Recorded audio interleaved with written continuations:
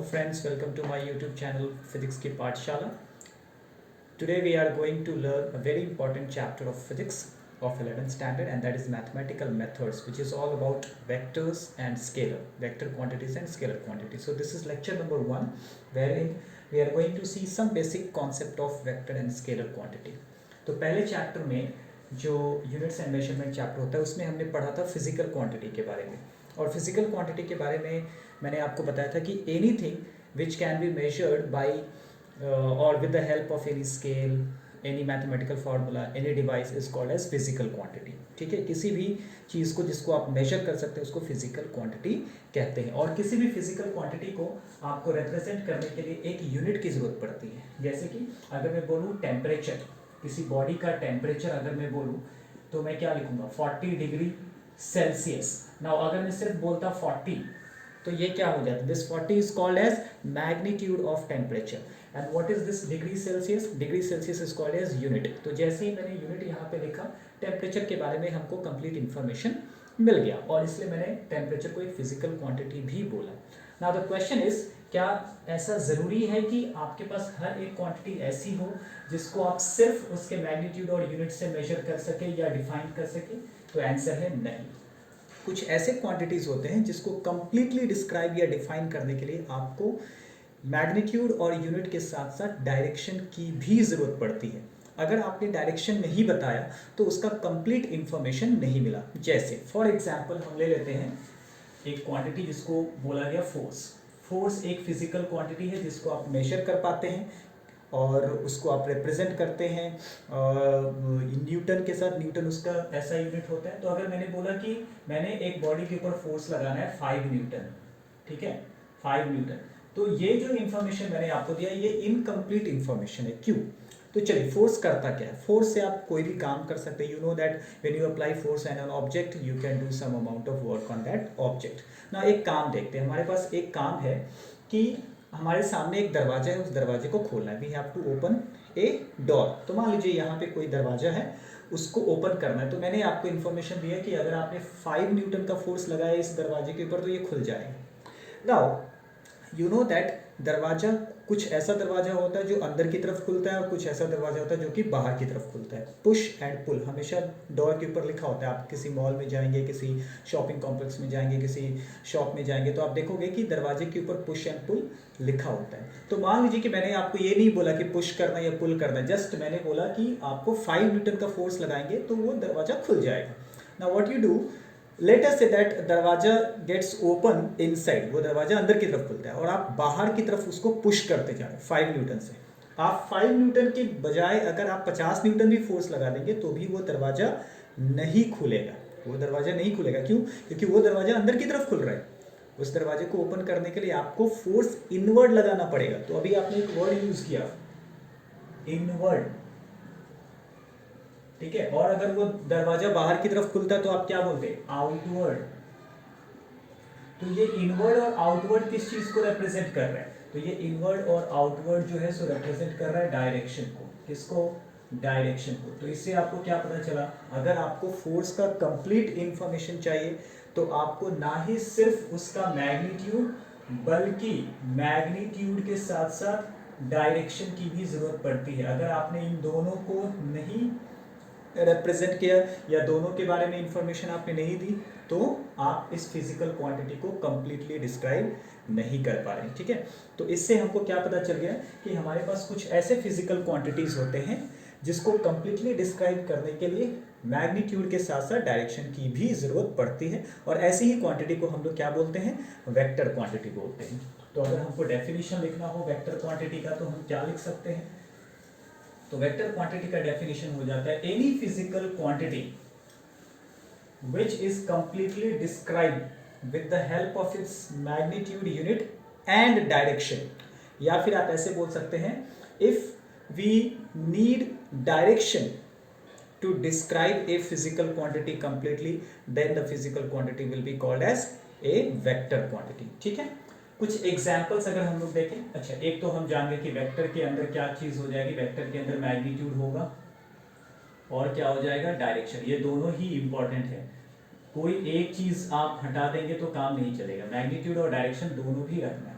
अच्छा, इसके पहले जो हमने क्वांटिटी देखा था, टेम्परेचर देखा था, जिसमें डायरेक्शन की जरूरत नहीं पड़ी थी, तो उस क्वांटिटी को क्या बोलते हैं? तो उस क्वांटिटी को हम लोग बोलते हैं स्केलर क्वांटिटी। क्या बोलते हैं हम लोग? स्केलर। तो स्केलर क्वांटिटी जो होता है वो ऐसा क्वांटिटी होता है जिसको आप सिर्फ मैग्नीट्यूड और यूनिट से डिस्क्राइब कर सकते हैं। जैसे अगर मैं बोलूँ कि मेरी हाइट आपको मेजर कर दी है, हाइट क्या है? एक फिजिकल क्वांटिटी है, आप इसको मेजर कर सकते हैं। तो हाइट आप कैसे बताते हैं? मेरी हाइट 5 फीट 6 इंचेस है, या मेरी हाइट 6 फीट है। तो ये आपने जो 6 फीट बोला, इसमें 6 क्या था? मैग्नीट्यूड था। फीट क्या था? यूनिट था। आपको कभी भी डायरेक्शन बताने की जरूरत नहीं पड़ेगी। ओके, मेरी हाइट 6 फीट नॉर्थ में है, मेरी हाइट 6 फीट साउथ में है, ईस्ट में है, वेस्ट में है, 30 डिग्री पे। मैं कैसे, मैं ऐसे खड़ा रहूँ, मैं ऐसे खड़ा रहूँ, या ऐसे खड़ा रहूँ? मेरी हाइट अगर 6 फीट है तो ये कभी भी 6 फीट ही होने वाली है। तो यह हाइट मेजर करने के लिए या हाइट को डिस्क्राइब करने के लिए आपको डायरेक्शन की जरूरत नहीं पड़ रही। तो आपने उसको क्या बोला? आपने उसको स्केलर क्वांटिटी बोला।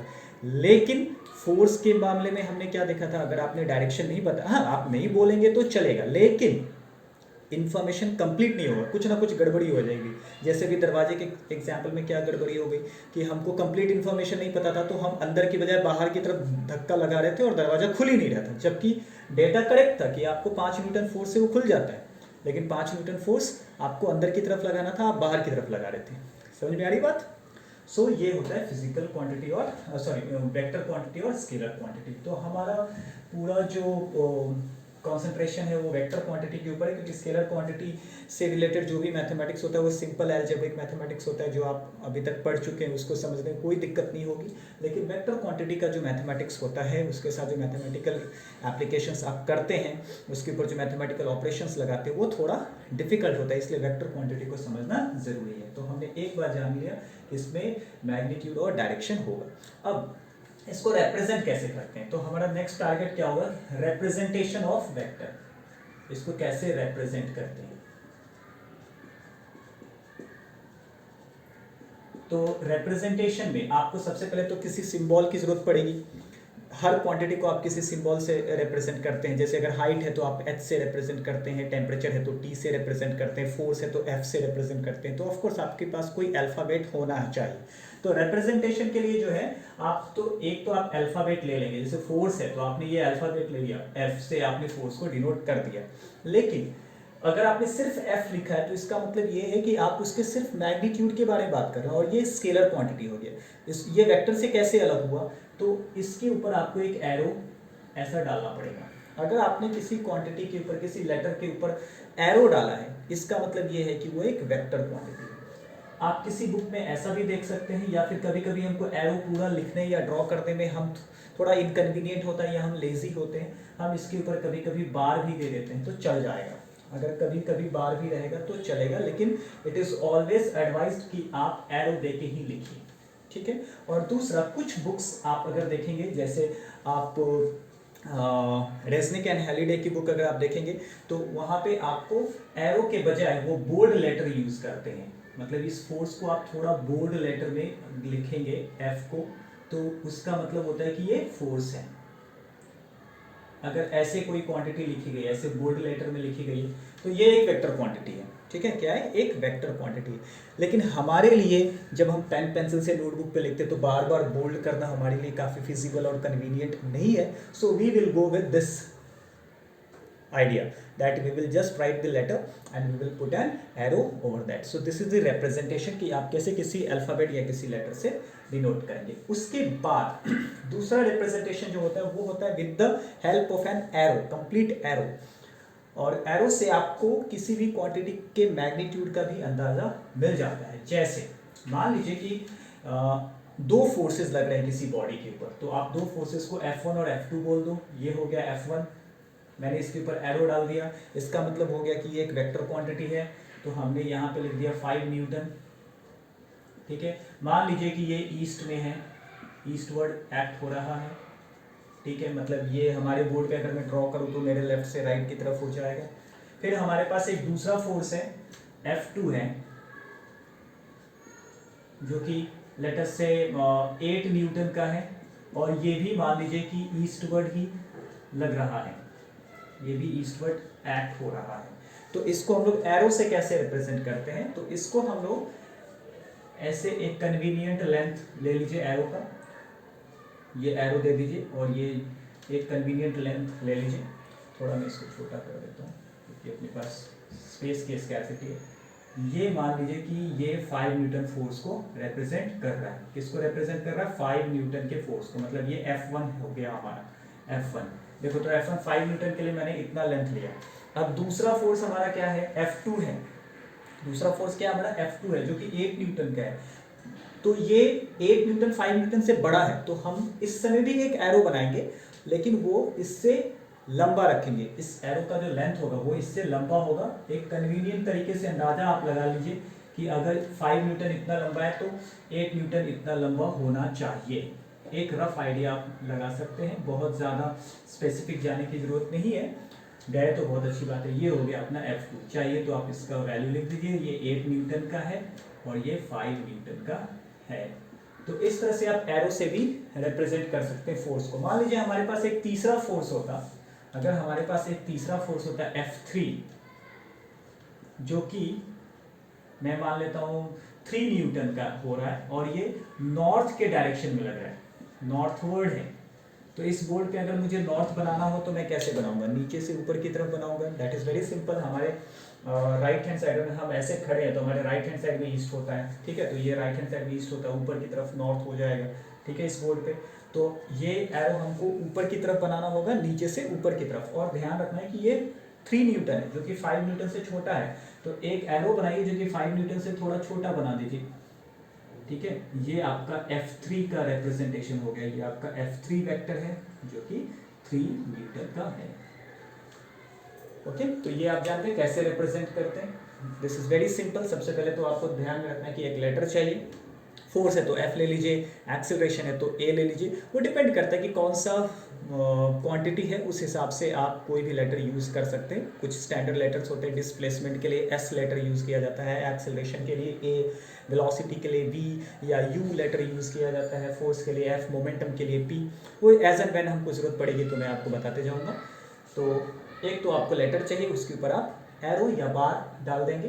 दूसरा, उसके मैग्नीट्यूड को दर्शाने के लिए, मैग्नीट्यूड को रिप्रेजेंट करने के लिए आप एक लंबा एरो ड्रॉ कर सकते हैं और उसकी लंबाई जो होगी, उसका जो लेंथ होगा वो मैग्नीट्यूड को रिप्रेजेंट करेगा। I hope representation is clear. इसमें कोई डाउट किसी को नहीं होना चाहिए।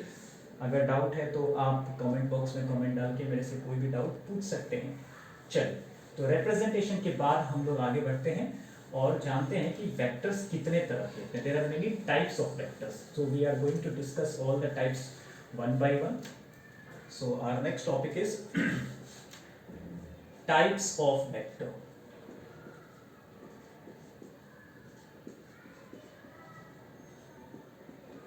ओके, तो जो पहला टाइप मैं डिस्कस करने के लिए जा रहा हूं उसको हम लोग बोलते हैं जीरो वेक्टर। जीरो वेक्टर, आप इसको नल वेक्टर भी बोल सकते हैं। किसी किसी बुक में आपको ये लिखा दिखेगा नल वेक्टर इसको बोलते हैं, किसी किसी बुक में कहीं कहीं आपको जीरो वेक्टर भी लिखा हुआ दिखेगा। ना जीरो वेक्टर या नल वेक्टर, नाम ही बहुत ही सजेस्टिव है कि जीरो मतलब क्या, कुछ तो जीरो रहना चाहिए। अब वो वेक्टर है तो वेक्टर में एक इंपॉर्टेंट चीज ये है कि डायरेक्शन जीरो नहीं हो सकता। डायरेक्शन जीरो होता क्या है, what do you mean by direction zero? अभी ईस्ट तो ईस्ट ही रहेगा, वो जीरो तो नहीं हो जाएगा। तो डायरेक्शन तो हमेशा रहता है किसी वेक्टर के अंदर।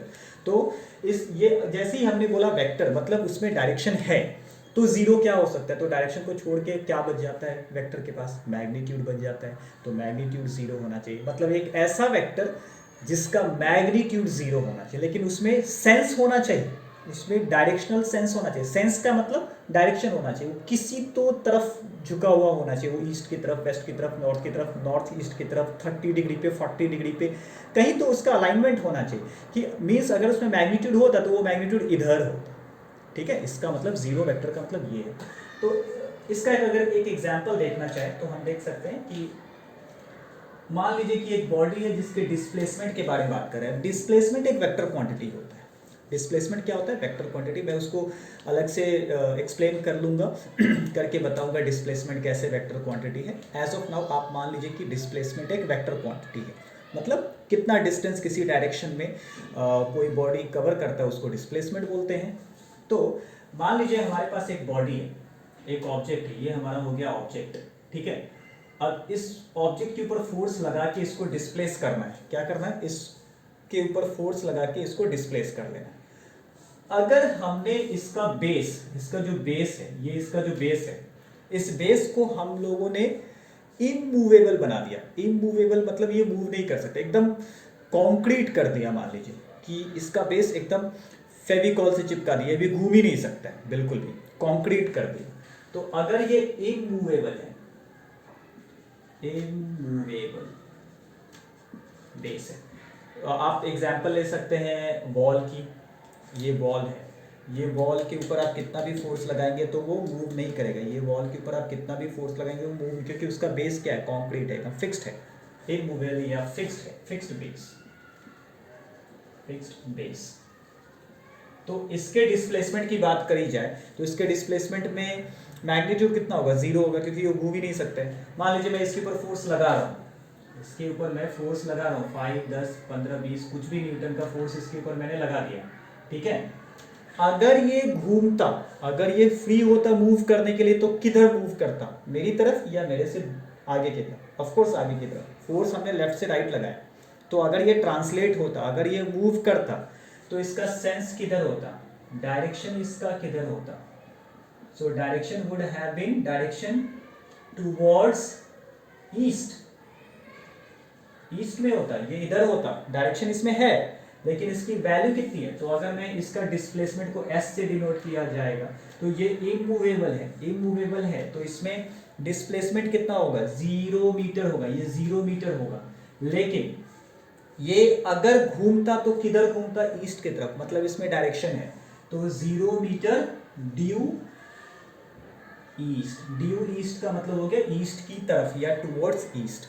तो ये एक एग्जाम्पल हो गया किसका? जीरो वेक्टर का। ये किसका एग्जाम्पल हो गया? जीरो वेक्टर का एग्जाम्पल हो गया। तो ऐसे बहुत सारे एग्जाम्पल्स हम लोग सोच सकते हैं कि जैसे अगर एक सर्कुलर मोशन की बात की जाए, हालांकि आपने सर्कुलर मोशन शायद अभी डिटेल में ना पढ़ा हो, तो सर्कुलर मोशन की अगर बात की जाए उसमें भी डिस्प्लेसमेंट निकालते हैं। तो एक कंप्लीट सर्कल में अगर डिस्प्लेसमेंट निकाला जाए तो वो जीरो होता है, क्योंकि जब सर्कल यहाँ से अगर हमने स्टार्ट किया और ऐसे गए ऐसे गए ऐसे गए ऐसे गए ऐसे गए यहाँ पे वापस आ गए, तो डिस्प्लेसमेंट कितना है? डिस्प्लेसमेंट होता है फाइनल और इनिशियल पोजीशन के बीच का डिफरेंस। तो आपका इनिशियल पोजीशन ये था, फाइनली आप यहीं पे आ गए, तो फाइनल और इनिशियल पोजीशन के बीच में कुछ भी डिफरेंस नहीं है, तो उसका मैग्नीट्यूड कितना हो जाएगा? जीरो हो जाएगा।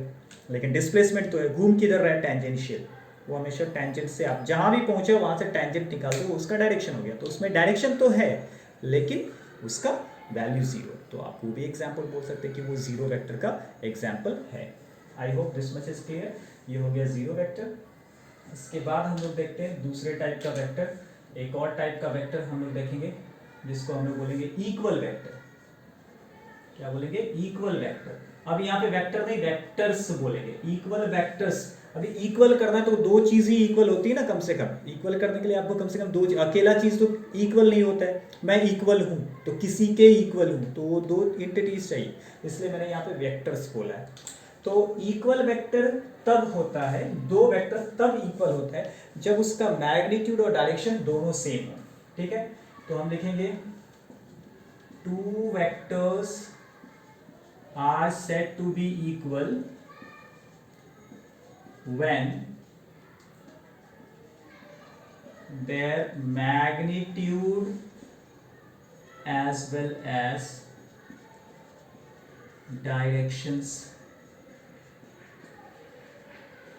are same। क्या लिख दिया मैंने लिखा दो वेक्टर्स इक्वल तब होते हैं जब उनका मैग्नीट्यूड और उसके साथ साथ उसका डायरेक्शन दोनों भी क्या हो?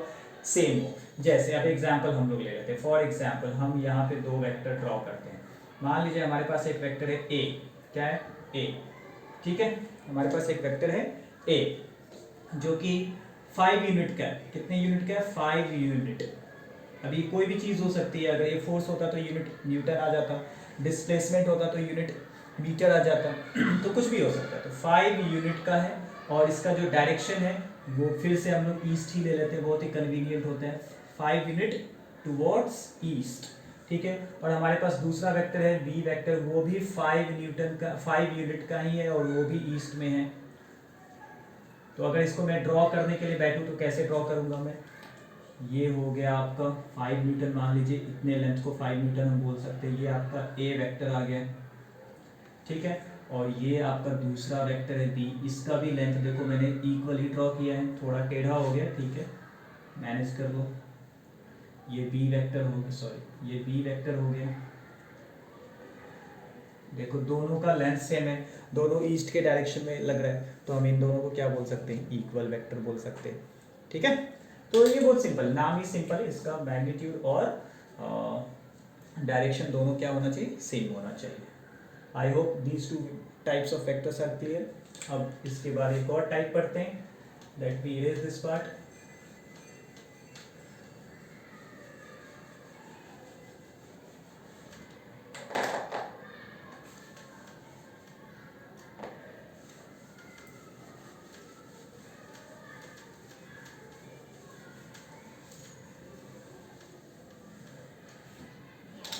इसके बाद हम लोग पढ़ते हैं अपोजिट वेक्टर।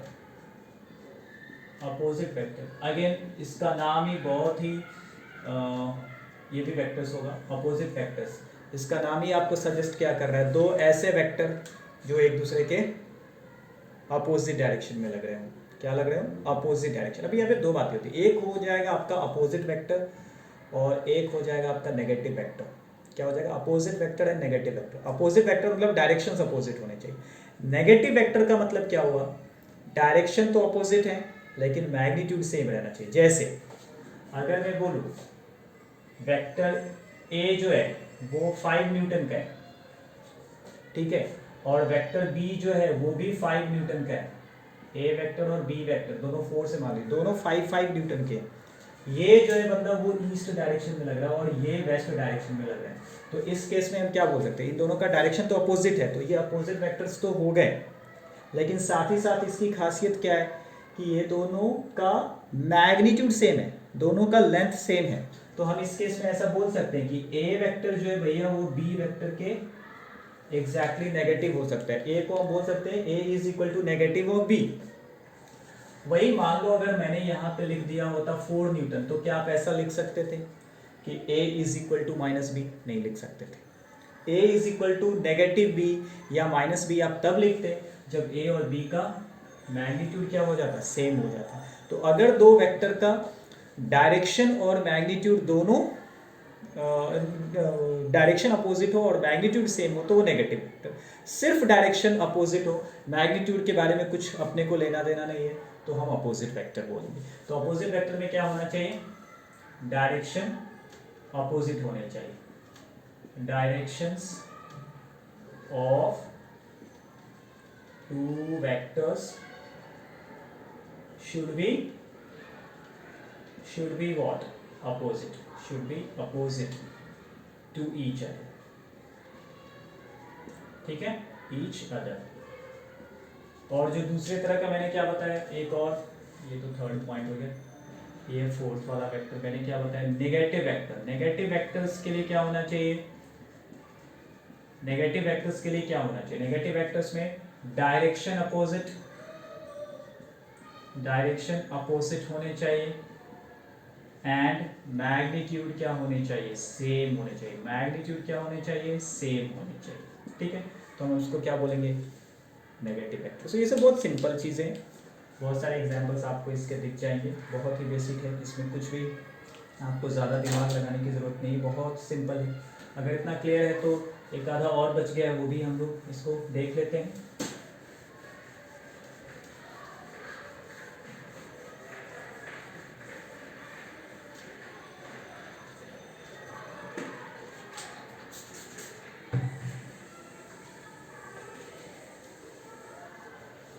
अब इसके बाद जो आता है एक वेक्टर होता है जिसको हम लोग बोलते हैं यूनिट वेक्टर। क्या बोलेंगे हम लोग, यूनिट वेक्टर।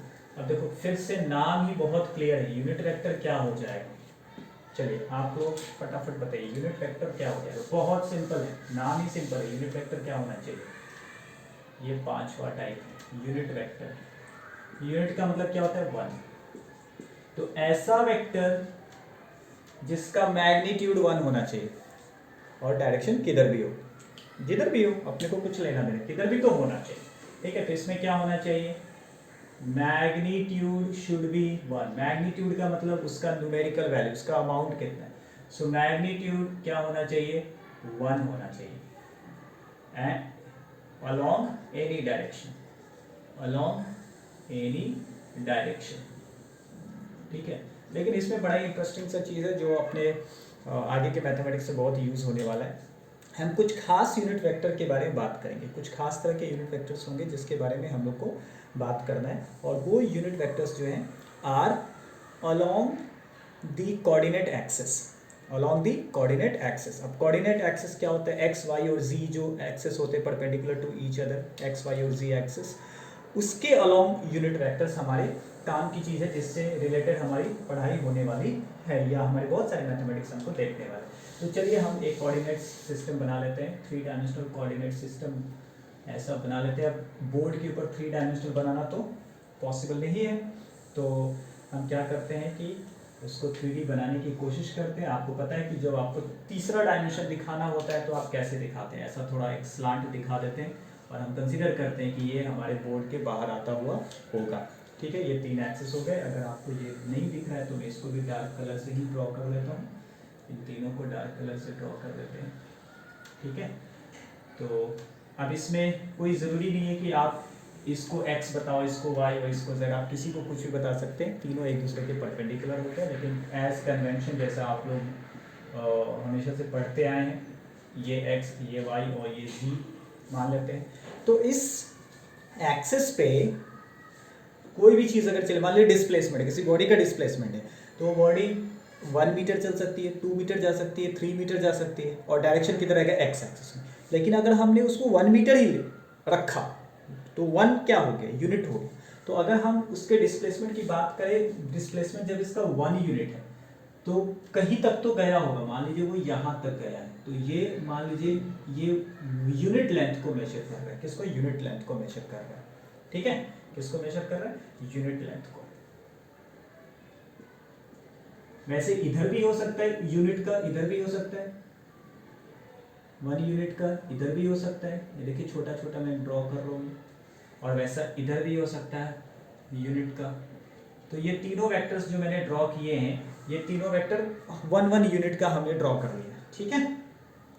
तो ये जो तीनों वेक्टर्स होंगे इसको हम लोग बोलेंगे unit vectors along X axis, Y axis and Z axis. और इसके लिए एक सिंबल्स होते हैं, रिप्रेजेंटेशंस होते हैं।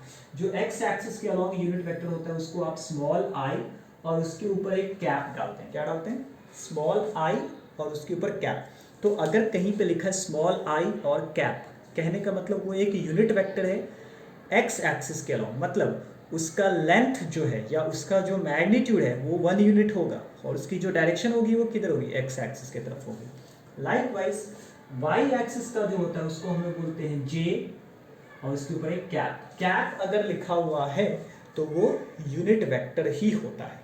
कैप अगर किसी भी चीज़ के ऊपर लिखे, किसी भी वेक्टर के ऊपर अगर कैप है, आप ये समझ लीजिए कि उसका मैग्नीट्यूड 1 होगा। वो अगर फोर्स है तो 1 न्यूटन होगा, डिस्प्लेसमेंट है तो 1 मीटर होगा, वेलोसिटी है तो 1 मीटर पर सेकेंड होगा, एक्सेलरेशन है तो 1 मीटर पर सेकेंड स्क्वायर होगा, मोमेंटम है तो 1 kg मीटर पर सेकेंड होगा, ठीक है। तो वो डिपेंड करता है वो कौन सा वेक्टर है। और जो z एक्सिस वाला होता है उसको हम लोग बोलते हैं k कैप, स्मॉल k और उसके ऊपर कैप। तो ये क्या हो गया, यूनिट वेक्टर हो गया, x, y और z, ये स्पेशल टाइप के। लेकिन इन जनरल, अगर हम लोग इन जनरल यूनिट वेक्टर की बात करें, इन जनरल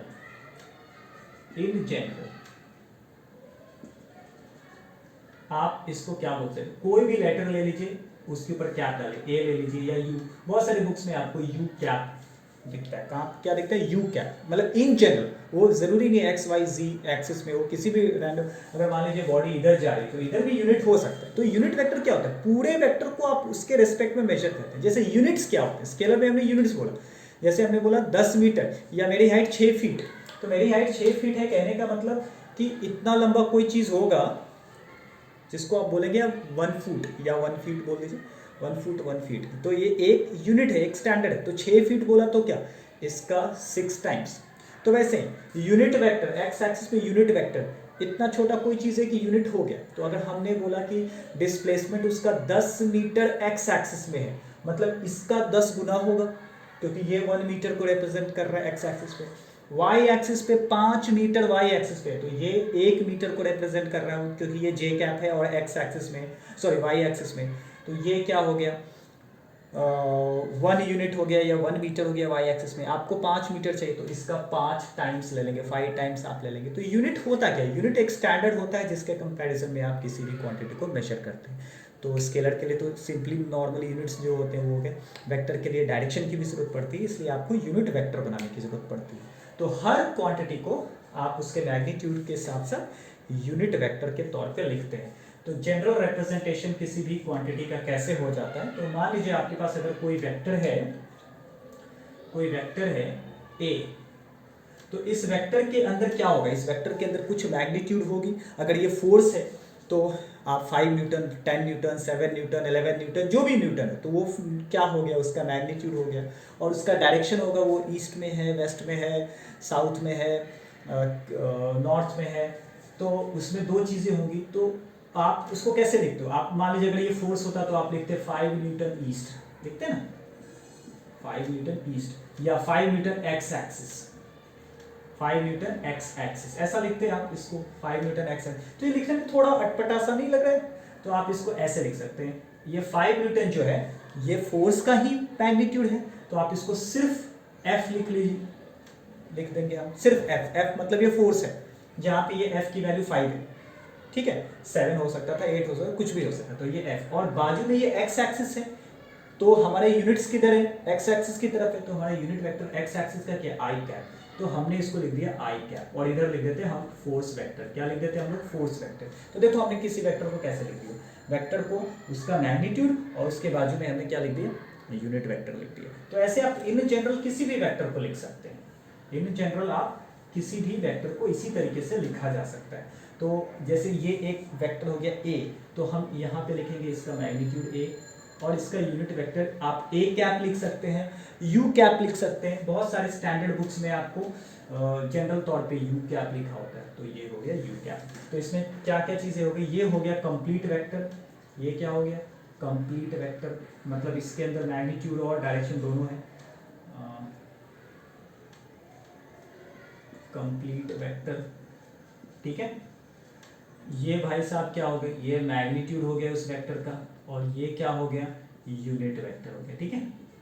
तो ये बहुत इंपॉर्टेंट एक इक्वेशन हो जाता है कि किसी भी क्वांटिटी को आप कैसे रिप्रेजेंट करते हैं, उसके मैग्नीट्यूड और यूनिट वेक्टर के साथ। तो ये इक्वेशन आप हमेशा याद रखेंगे, any vector is represented as this, the magnitude of the vector multiplied by its unit vector. तो अगर इससे हम यूनिट वेक्टर का फॉर्मूला निकालना चाहे तो हम क्या लिख सकते हैं, तो यूनिट वेक्टर विल बी,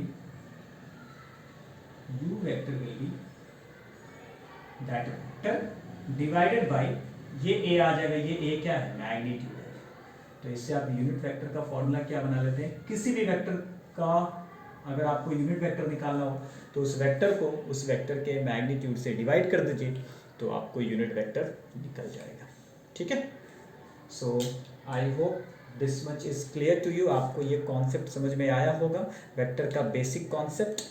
अगर आप किसी भी तरह का डाउट रह जाता है तो आप कमेंट बॉक्स में अपना डाउट मेंशन कर सकते हैं, I will definitely try to answer those doubts in the next class. आज के लिए हम लोग इतना ही रखेंगे, बाकी के टॉपिक हम लोग लेक्चर 2 में सीखेंगे। लेक्चर 2 अटेंड करने के पहले आप सबसे ये गुजारिश है कि आप लेक्चर 1 को गो थ्रू करें।